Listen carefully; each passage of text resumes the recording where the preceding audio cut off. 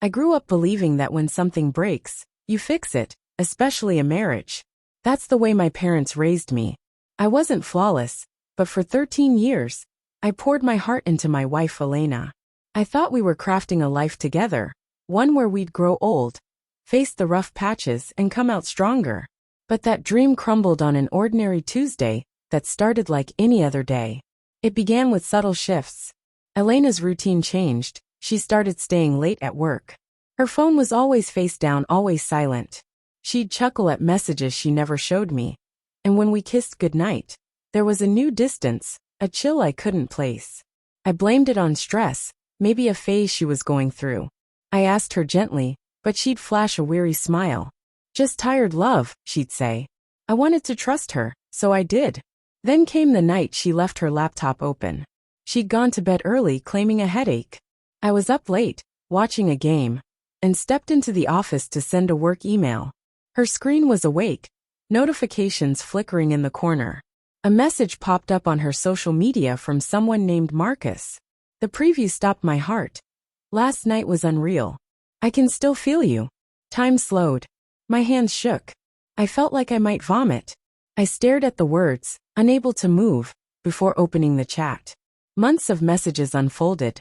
Photos, videos, hotel receipts, a private world between them. She'd shared things with him she'd never told me. Deep secrets, dreams, playful banter. It wasn't just a fling.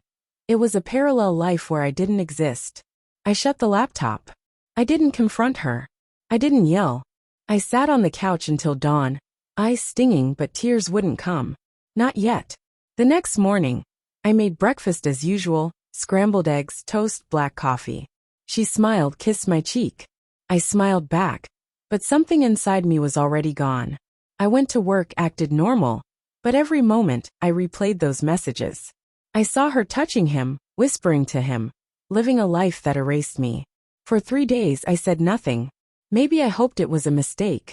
Maybe I was bracing myself. But deep down, I was preparing to let go. On Saturday, she left for errands. I waited until the house was silent, then waited 15 minutes more, just to be sure. In our bedroom, I pulled out our biggest suitcase and packed. Only my things: jeans, sweaters, shoes. I took my passport, my charger, my toothbrush. I slipped off my wedding ring and placed it on her pillow. As I zipped the bag, the door creaked. "What are you doing?" Elena's voice was shrill, panicked. I didn't turn, just kept folding a jacket. She rushed in. "Answer me. Why are you packing?" I faced her, voice steady. "I know." Her face drained of color. She collapsed onto the bed, eyes wild, searching for an escape. "I know everything," I said. She stammered. "Wait, please let me explain. It didn't mean anything. You've been so distant, I was lost." "Stop." I cut her off, hand raised. "Don't lie to me more than you already have." Tears spilled down her cheeks.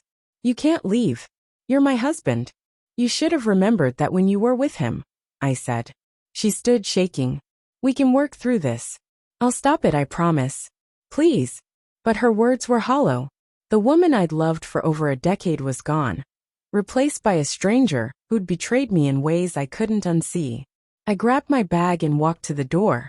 As I turned the knob, she screamed, "Don't you dare walk away like I'm nothing." I stopped, then spoke softly, words I hadn't said in years. "You already made me nothing." And I left. I didn't crash at a friend's or check into a motel. I just drove. Hours passed, the sunset fading in my rearview. I had no destination, but for the first time in years, I felt unshackled. I was free.